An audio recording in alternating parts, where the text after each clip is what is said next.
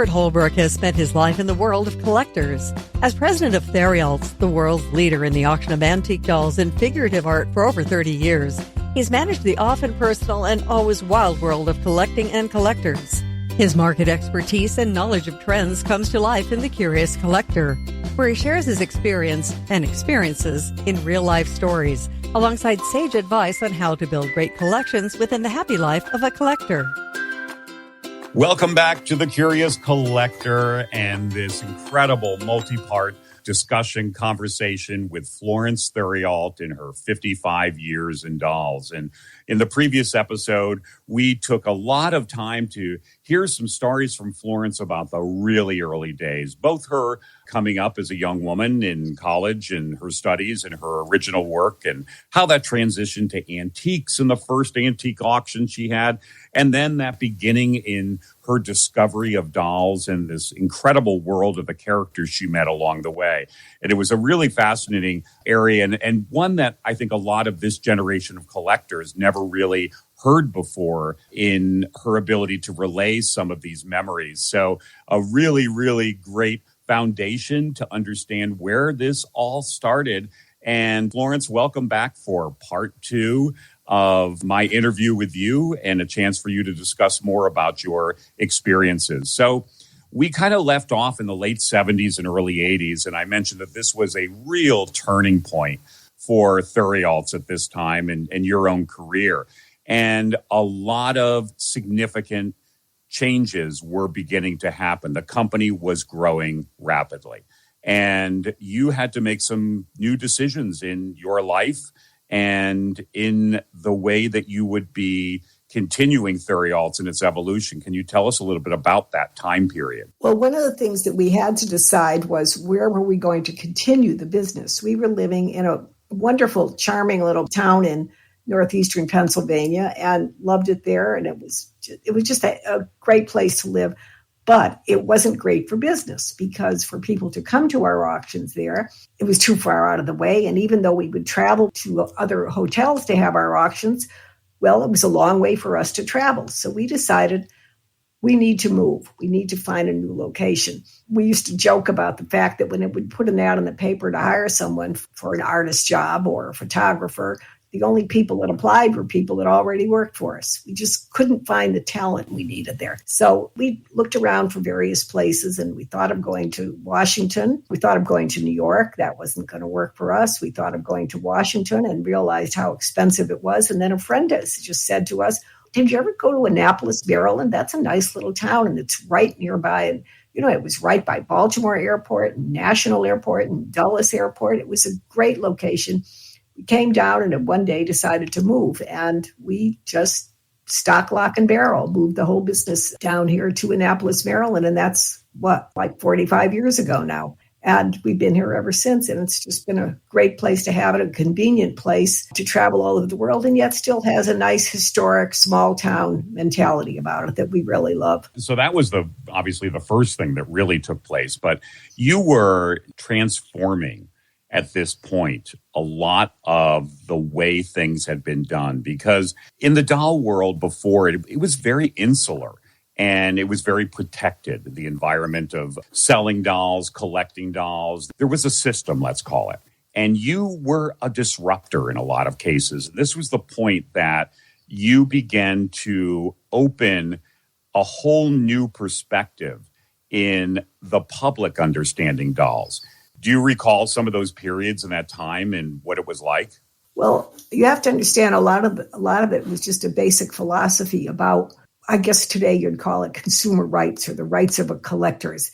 And to me, people needed to be educated. And I don't just mean the buying public, I mean the selling public as well. There wasn't enough knowledge out there of what dolls were worth. The selling community was a very closed community, and people just didn't know what to do.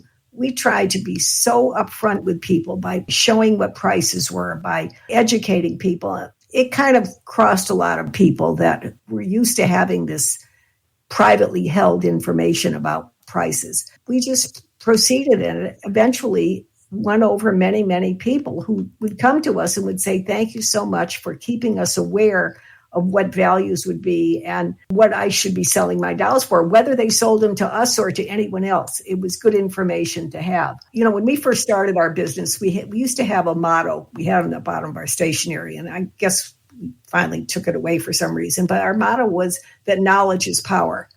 And I have always been a great, great believer in this. And Stuart, how over the years, how many times have I said to you, you don't have all the facts yet. Don't make your hasty decision. We need to gather more information about anything, even if it's how we're going to fix something for dinner, whatever. Gather your information, know your knowledge, know what you're talking about. And so that's when we started, when we were working on our catalogs. It became more and more important to have proper information. It's when my husband and I started making our trips to Europe and met and became very close friends with some of the leading researchers in dolls in Germany, Marianne and Jürgen Cieslik, who were publishing a doll magazine at the time and who wrote the German Doll Encyclopedia and were very, very serious scholars, and went into East Germany at the time when the wall was still there. And it was not an easy time to travel into East Germany. And went to so many of the sites to do the original research, had incredible documentation, and very close friends with Francois and Danielle Timer. And in both cases, worked on editing English editions of the works that they had done. So research became very, very important to us at the time. And I wanted that to be reflected in the catalogs that we published. So I wanted to tell you one thing, Stuart, I was thinking about later when you talked about how times had changed. Do you know, a couple months ago, I had to call American Express about, a charge or something, whatever. It didn't matter what. And at the end of the conversation, the woman said to me, well, thank you for your 55 years with American Express. And I said, oh, okay. And then I said to her, because I could tell she was a young woman, I said, do you know that when I got my first American Express card, my husband had to sign for me to have it? And there was just kind of this dead silence at the end of the phone. Like, what are you talking about? This is how things have changed. Women in business, you cannot understand if you didn't live through what it was like at the time. You were a second citizen. You were secondary in every way. And if you didn't have the financial support or the support of a man behind you, it was very, very difficult to get anything done at all. I just wanted to throw that out there because I think it tends to be forgotten today, and it should never be forgotten. I think it's a really important lesson. It's one of the things when I talk about you to other people is conveying the stories that I remember witnessing firsthand as a young child in your struggles of developing Theriauts and growing Theriauts, and just the simple things like going to meet a banker and him looking at you and saying, where's your husband? And, it was definitely a different time. And hopefully, I think we are evolving. But it's interesting hearing your stories and for others to hear the stories of what it was like back then. Well, Stuart, it's definitely an evolving time. But I want to tell you, it's really hard on a lot of people. Even within our family, it was hard. I mean, my husband was of a different time. He was born in 1932. And even though he wasn't conservative in any way, certain things didn't come easily to him.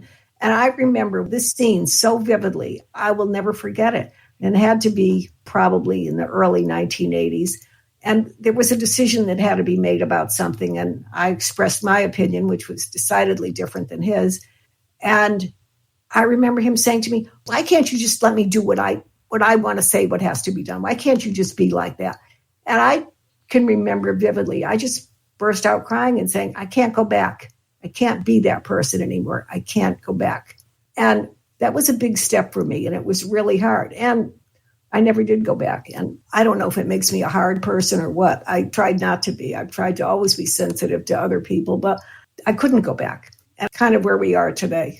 And I think that's commendable. You have stuck to your values as a business person and done wonderful things in the process. And I'm sure you're very proud of over the years. But kind of going back to that time, we've gone off in different directions, which I love. And I love hearing your more emotional approaches to this time frame and building this business. And the early 80s were still kind of in that period when Theriauts began to really take off. One of the things that you were doing back then that nobody had ever done before And that was, you were going on national television shows, radio shows, and getting articles published about Theriauts that nobody had ever exposed dolls and doll collecting and publicized it in such a way.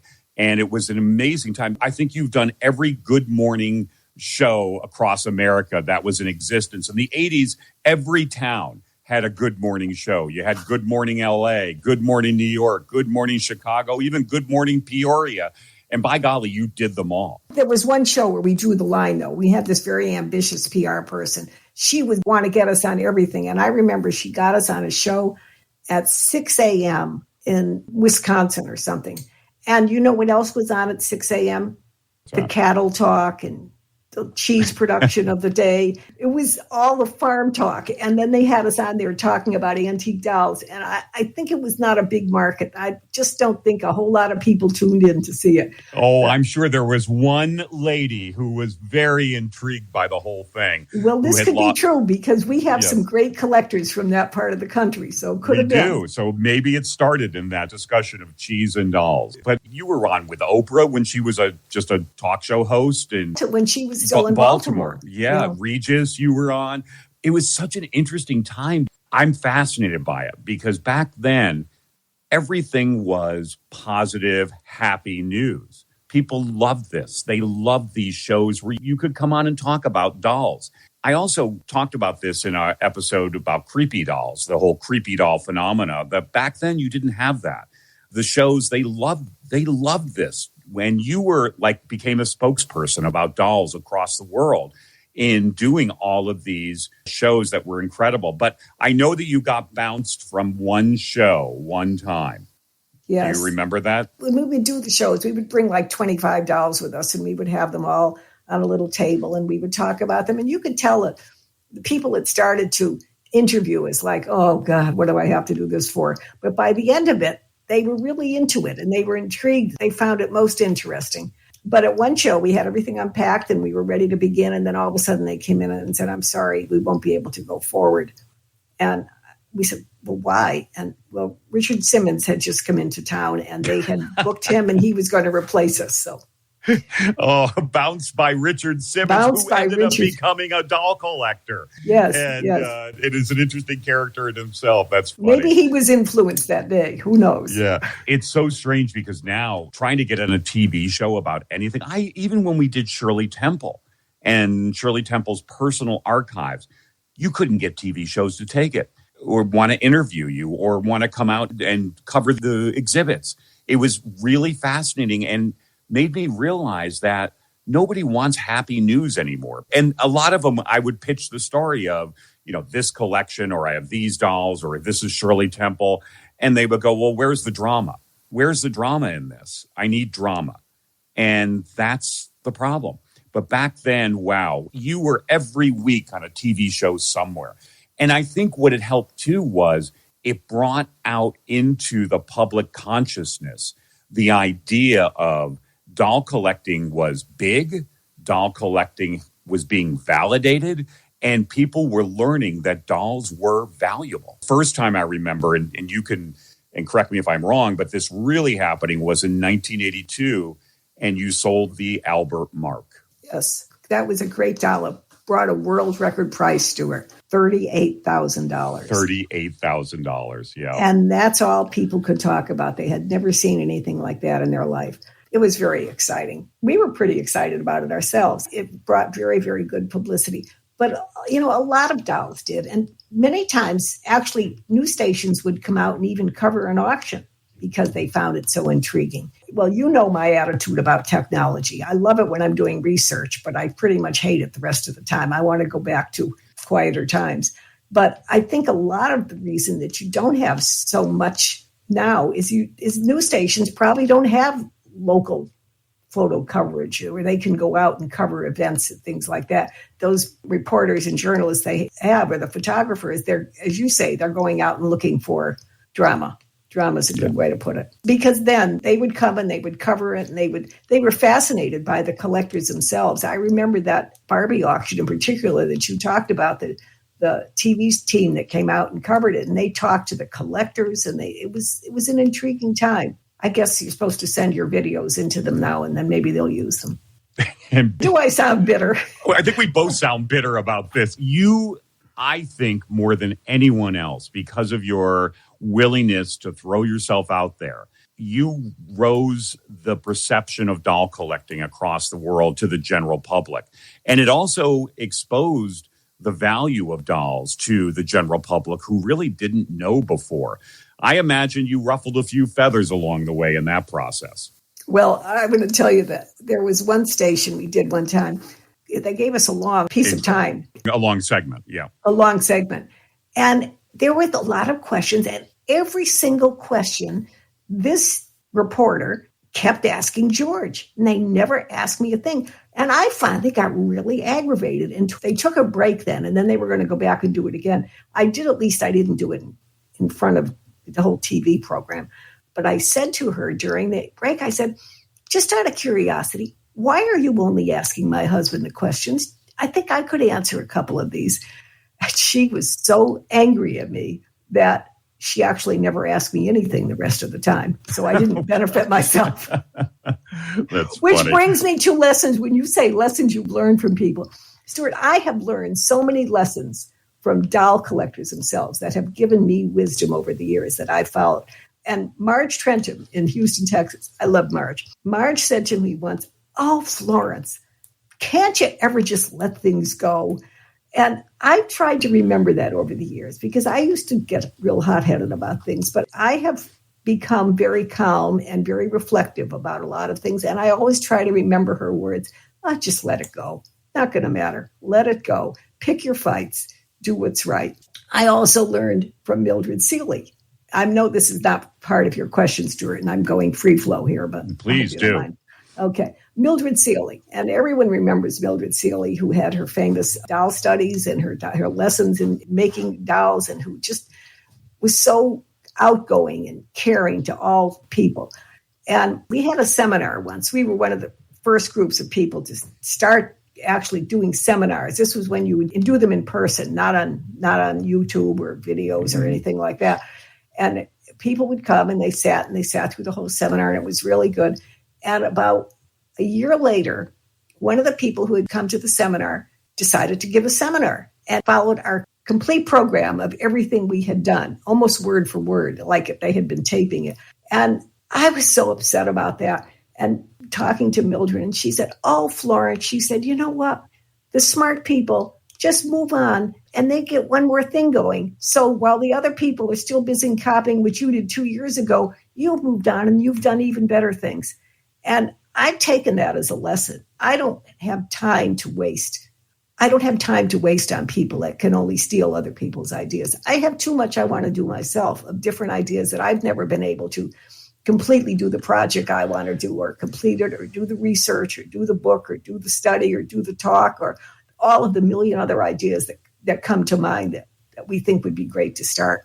I know, because every day you always call me and say, "Hey, I've got an idea." And I'm like, "Oh, no, not another one." Honestly, fairly say, Stuart, I have passed that on. Yeah, well, I guess I'm the same. It's Yes. true. It's true. Yeah, for sure. I mean, look, you had haters before anybody knew what haters were. It's just par for the course in running a business. And I have a letter framed in my office. Oh, you talk about mistakes made in business? Okay. Mm-hmm. Well, we learned at some point, must have been in the late 1980s, I think, early 1990s, that Spinning Wheel magazine, which most people won't even remember, but it was one of the early collecting magazines, was going to be for sale. So, knowing absolutely nothing about it, we did the only logical thing. We bought it. A very bad mistake. However, one of the things we did get from the magazine was we got all of the old publications that had ever been done by them, and all of their old correspondence and all of their old records. And going through them, I found a letter that had been written to them in 1978. It had been written to Gary Riddell, who was editor of Hobby House Press. Now, how it ever made into Spinning Wheel magazine, I don't know. But at any rate, they had this record in their archives. And in this record, this person who was a well-known doll searcher had written to Gary Riddell, the editor of the magazine, hoping it would become Letter to the Editor, which magazine still had at the time, pointing out basically my horrible cataloging. And it was a very insulting and demeaning letter. And I thought, I can't believe this. Now, the person made some good points. And over the years, I've had many people call and tell me, you made a mistake in your cataloging, and I've researched it, and I have made the corrections, and I've told them, thank you so much. I'm so happy that you would share your information with me. But this just shocked me that somebody would go out of their way. 1978, I was just beginning. Found the letter in the late 80s, but the letter originated in the late 70s when you were just really getting it started. Exactly. In fact, that's my first catalog, 1978. And here was a person absolutely destroying me. Instead of calling and saying, hey, I want to share you a little knowledge that you have wrong in your catalog and let me tell you about it. And no, just trying to destroy me. And I keep that for a couple reasons. Number one, I keep it because it's a constant inspiration to me to keep trying to be better and not make mistakes. And I keep it because it's a sign to me to be kind. People are always starting something fresh and something new.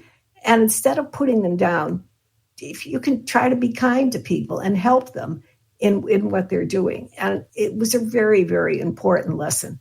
I don't keep it out of bitterness. I keep it as a learning tool. But it was a time, too, that I think you have to remember that Theriault was in the early 80s, late 70s, early 80s, really a disruptor and into a way an industry had been existing for many decades. And you came and disrupted the whole model. We didn't disrupt it, Stuart, so much as we didn't want to be a part of the establishment. We wanted to just come in and do our thing. Do what we knew what was best. It wasn't we weren't trying to be disruptive, but I guess we were. I think that's the term because disruptors in business today it's a commonplace term. It's not like rabble rousers just coming in to cause trouble. It's a term utilized for, hey, we found a better way to do things. We found a way that brings more validation across the world to the subject, that encourages collecting and encourages knowledge in the values of dolls. And that's what I think you did. You opened the door, you opened the floodgates, and you opened the doors basically to the world. So it's really interesting. And I agree with you. I have a few things that I save that were hurtful to me at the time, but I think helped me in a lot of ways to become a better person, business person, better human being in the process as well. And I know you have that framed letter and it hangs in your office, actually. I've become very proud of it, actually. But Stuart, here's an example. The last catalog that we just had last weekend, there were a couple things when I did my video that I had questions about the signature on a shoe. And two people called to tell me what the answer was. And I had asked if anyone knew to call, and they did. Now, how about that? That's what it should be about. That's sharing information. And that's great. And let me finish one other thing. Sure. Wait a minute, now you made me forget. I have to fight for my conversation here, and then I'm so busy fighting. No, I'm trying to be so good. I know. And you are. Florence and I did a podcast some years ago when podcasting was just a thing starting out, and we decided to experiment, and we did one. And we only got one response from a woman who emailed and said, well, I really wanted to hear Florence because that's Stuart. He's so obnoxious and overbearing. And so you have your letter hanging on the wall. I have that quote that she was kind of right in a certain way. I can be a bit obnoxious and overbearing. So forgive me. I'm trying to be good here today. But on the other hand, if that person had written to you and told you in a gracious and kind way their feeling, that might have had the same benefit and you wouldn't be bitter. And that's kind of what the letter says to me. And that's the other reason I keep the letter, because I want to be that way to other people. I don't ever want to be superior or I know more than you do or something. And the chances are I don't. And that was what I was going to say. The other thing was the people who wrote to me, there were 2 or 3 people that told me things I had wrong in the catalog. And oh my God, I'm so grateful. I say, I have the biggest number of unpaid, and you're not going to get paid for this, folks, no matter what. The biggest number of unpaid proofreaders in the world looking at my cataloging every single auction. It's true. And you are by far the most gracious person. When people approach this with, Dear Florence, I wanted to point out something in your catalog that I feel is not correct. And they give you the reasons why. And you always are like, wow, they're correct. And because one of the hallmarks, I think, of who you are and what made you what you are today is that you are the first to say, I'm learning something new every day. And part of that is you make mistakes and you admit it and you own it. Well, Stuart, I was so excited when I called you yesterday. And I said, okay, this is an example of very empty life, I guess, because I got so excited when I had a little Just Me to catalog yesterday. And I went to catalog it and I look at the marks and it doesn't say Just Me. It only has the model number and the AM in the Germany, but it is a Just Me. Now, what's that all about? So I went back and I searched through every Just Me we have ever sold, and it's the first one I have ever found like that. Now, I'm excited about things like that. It is, guess, kind of an empty life, but no, it's not. It's my life, and I'm going with it. Collectors, they love this. And your willingness to share it all the time with them is incredible. And I spent an hour. I called 3 other people that I know collect Just Me's. And had the conversation about it. And actually, no one had ever seen one either. Interesting. All right. So you're learning something every day, or in this case, learning something you don't know and hoping to uncover it one day. So I can tell from your voice, you've gotten excited about this, haven't you? You know, I will tell you, though this is not about me, this is about you. I will tell you that you have been a greatest inspiration in my career of not just looking at something as a commodity, but looking at it as a story and learning to deep dive into other aspects of the obvious story to find something nuanced and unique. And I love it. I do. I have sat for hours. I mean, I got obsessed with Velvely Dickinson and some of the characters in the history of dolls. And yeah, they're great stories and I love it. And you've been the inspiration behind all of this over the years. But let's take a moment here and talk about, because you touched on it earlier, and I want to go a little bit deeper into it. And it segues fine into this idea of research and stories, because you went from this 70s and 80s period where you were heavily focused on a lot of the marketing of Theriauts and the promotion of Theriauts and the promotion of dolls. But you became transformed a bit more reflective, I would say, on doll history. And you talked about the Seaslicks and Timere. And this is when you really began seriously researching and writing. And was there a moment that this just happened, or take us back in time to that and what inspired it? I don't think there's just a moment. You have cumulative knowledge, and then you start putting that knowledge together. And one of the things that I've always been really, really intrigued with. In fact, somebody told me last week that Lynn Murray, the really legendary doll collector from Canada, always looked at things the same way too. What fascinates me most about dolls is where they fit into overall history, because they're part of the history of childhood. They're part of the history of our country. They're part of the history of other people's countries. And we tend to look at them as like isolated objects, and they're not. They are part of overall history. What else was going on at the time? How does the other history that was going on impact on the creation of a doll, on the people that are making them? I'm sort of rambling here, but one of the things I became intrigued with last year was comparing companies where women were the head of the companies, the doll companies, and ones where men were the head. Well, I know this ends up sounding kind of sexist, and I don't mean it to be, but the ones where men were more involved, and this is, we're going back really into the 1800s, and the society may reflect that a lot too. They got much more fascinated with the engineering of the doll. They want to come up with, well, for all want of a better word, gimmicks in a doll, mechanical little novelties to make it fascinating and all. Whereas the women tended to maintain a fascination with the presentation of the doll, the wigs, the costumes, that type of thing. I don't know if that reflects society in general, if that reflects the particular people who were working on them, but it's all part of the overall history of the doll. And I think it makes the whole subject so much more interesting than just looking at a doll, an object, which could be a branch of a tree or could be a pen I have sitting on the table in front of me. It's not just a thing, but it's part of life. It's a story. And that's where you really began to shift, where so much of your day and days and weeks was promoting Theriaults and doing those talk shows we talked about, that you started really doing a lot more in the way of research. And the decade of the 90s for you, this was your coming out as far as a researcher and not just an auctioneer and running an auction house, because this was the point that you began involving yourself in projects throughout Europe and really deep diving, again, before the internet, when research involved going into cold, damp archival buildings and going through thousands of pieces of paper. And you were doing it alongside Francois Timer and others. It was a very unique moment, I think, in your life. And I would say it was transformational, and it was very sudden how you reverted to this. For all I constantly put down the internet and how it's changed life for everyone, you will find me the biggest advocate of the great gift that we have been given as historians in being able to research things because of the internet.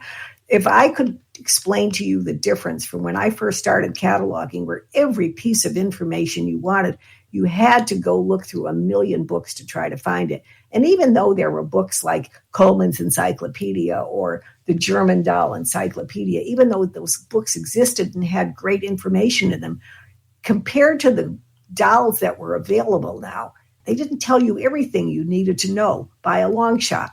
But being able to go on the internet and deep dive into a particular subject and find so much more information. Well, I used as a catalog title once, one thing leads to another. And for me, that's what research is. One thing leads to another, and you can go deeper and deeper and deeper into what you can find. That's the gift of the internet. I'm sorry, not Facebook, what somebody had for breakfast, but being able to find facts like that. Well, I'd like to see what people have for breakfast. Come on. Well, I don't. All right. I don't care. Joking. Okay. Unless they were starving and then they finally got a meal. Then I care. Well, all right. But anyway, so it's funny you just brought that up because I wanted to ask you about this in this whole interview. So your auction titles. Now, it has become kind of a thing. Now, just a minute here. Now, hold on. Let me lead into this so people understand. In the doll world, you've come to kind of accept and understand titles of auctions being something romantic or dreamy or based on literature or relating somehow to the life of the collector or whatever. But that was never a thing. I mean, nobody in the 70s who did auction catalogs was calling them something. And you came up with this idea. And you began to come up with every auction had a particular theme surrounding it. And that theme was within the title of it, which related to some story you wanted to tell. How did this start? And we're going to laugh about some of the titles.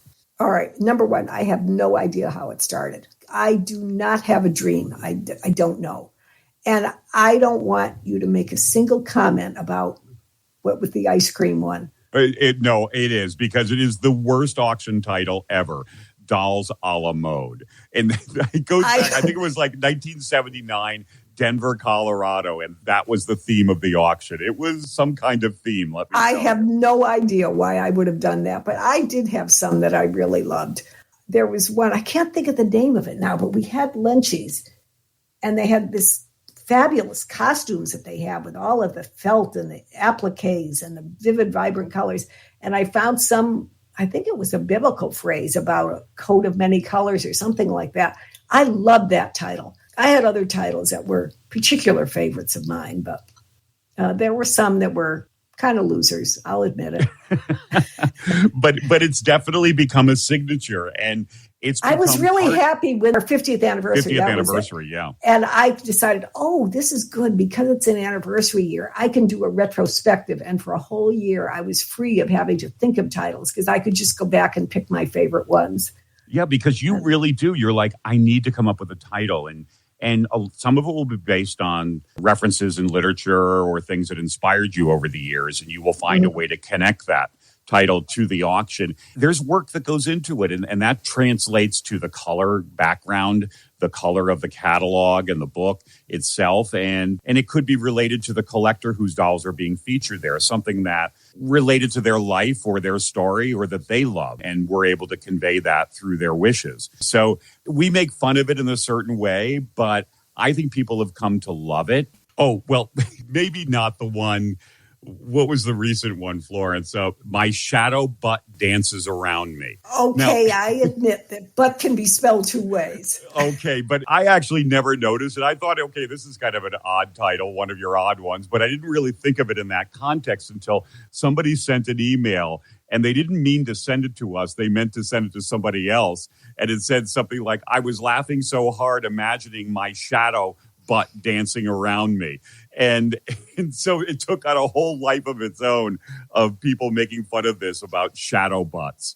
So now, I could tell you that I did that deliberately because I wanted to get publicity for the auction. Did. Oh, yes, that's right. No, you didn't. One of my favorite titles I ever used, and nobody ever commented on this one, and I loved it because to me it's one of the fascinations of collecting, was the one I called Other People's Lives. And you've been touching on this a lot, Stuart, in your podcast, are the stories of dolls. And to me, that's what dolls tell us. Their dolls are telling us about other people's lives, whoever owned this before. The doll itself has a life, but so do the people that have owned this, who have played with it or revered it or have the story of the person who gave it to them.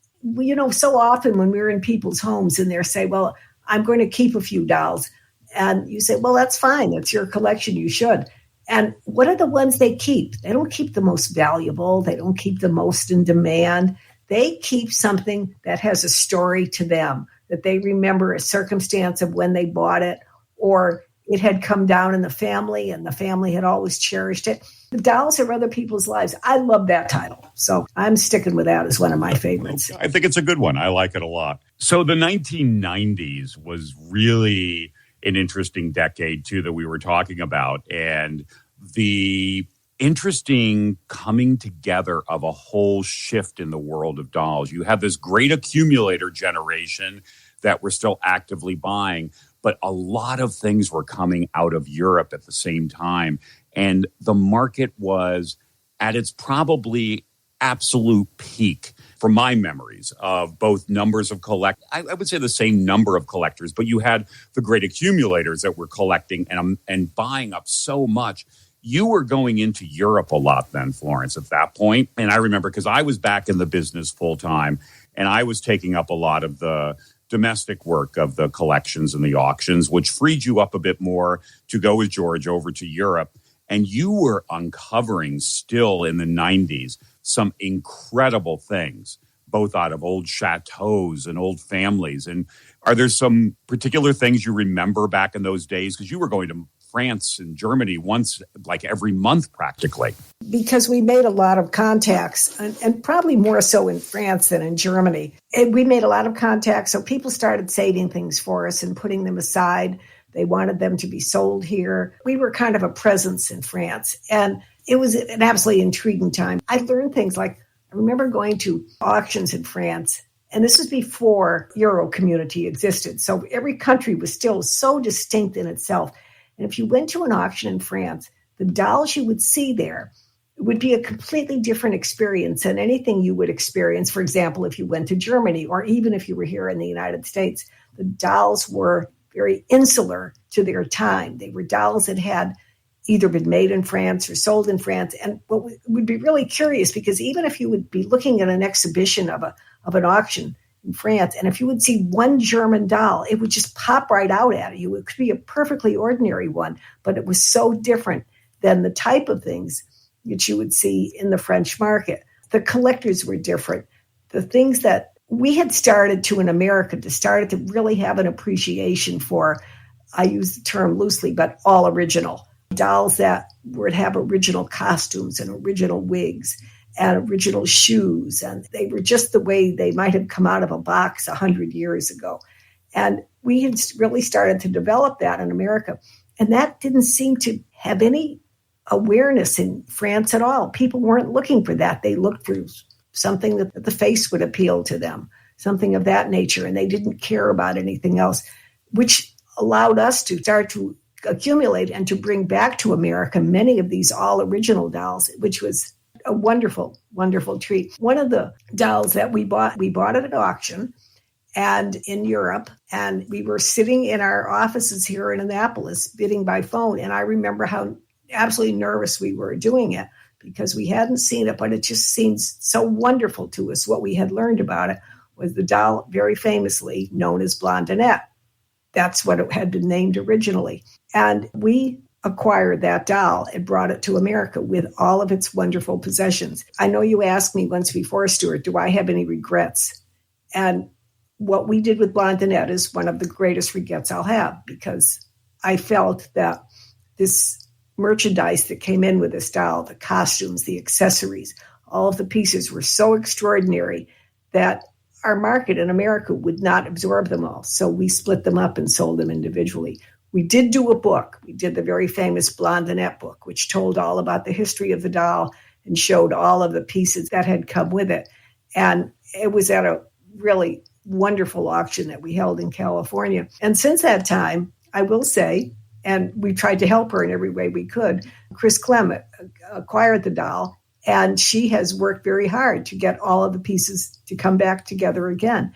That's been an inspiration for me. I've had a couple collections come to us in the past 4 or 5 years that we had sold an item originally, and along with all of its wardrobe and contents, and a collector had acquired it. And while it was living in their house, it kind of became separated from its possessions. But they all came back to us when we picked up the collection. And because I had their original selling from our catalog, I was able to go back and reference our catalog, and I was able to piece all of these back together again. One of the really good collector here in Maryland, when we had one of these collections just a few years ago, called me and she said, Florence, you're selling something, and there's an article about it that appeared in a Doll News, a magazine some years back. And she said, I have a copy of it. And so I went and got our copy. And she said, now, it was a gentleman doll, and he had, I forgot what it was, but some piece he had with him, a walking stick or something of that nature. And is that part of this person's collection? Because it really should go with this doll. So was able to get things pieced back together. And that's kind of something I really enjoy doing too, is to try to keep things as original as possible.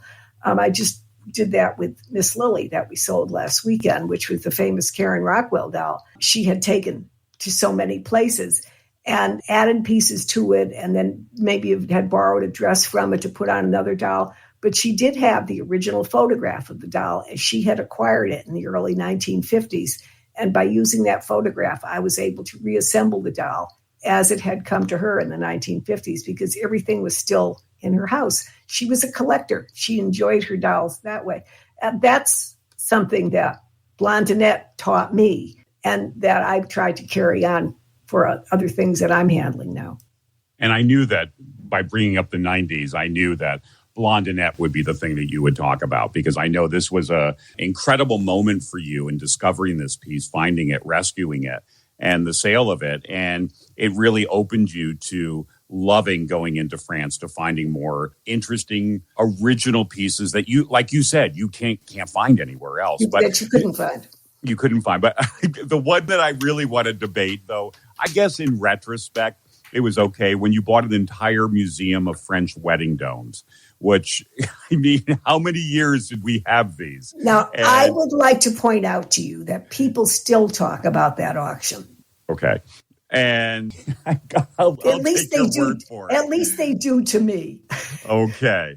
All right. Well, it was definitely, I mean, shipping an entire museum of wedding domes. They were beautiful. They're beautiful. So if you don't know what a wedding dome is, French wedding dome, in the 19th century, it was traditional that a family would make a domed arrangement that would relate to the couple or the family or something like that. That would be part of the gift to the new bride and groom and would stay with the family for years. And there was a whole museum of these that Florence felt a need to buy. But it was such fascinating history. For example, there are a number of mirrors that would appear. What you would go to the jeweler, you're the bride, you would go to the jeweler and you would pick out the symbols that you wanted to have in your wedding arrangement. And they would have different meanings of prosperity or health or whatever. And one of the symbols was how long the engagement had gone on. And I was always fascinated by one we had that had 12 mirrors in the wedding arrangement. And I'm thinking, how long did this couple have to be engaged before they knew, okay, let's go ahead with it? Okay, that's a pretty good story. See, now I'm starting to get hooked. Once I hear the stories, I want to know more. Okay, there you go. French wedding domes. I knew I could bring you to it.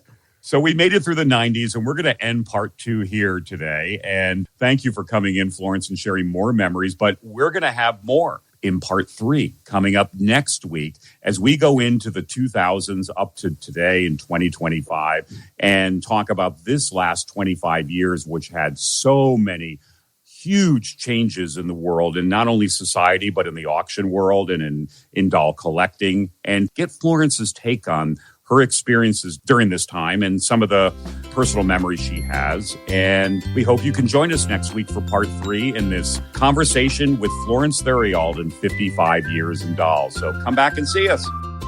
Thanks for joining us on this episode of The Curious Collector. The Curious Collector is hosted by Stuart Holbrook and produced by Tammy Trujillo.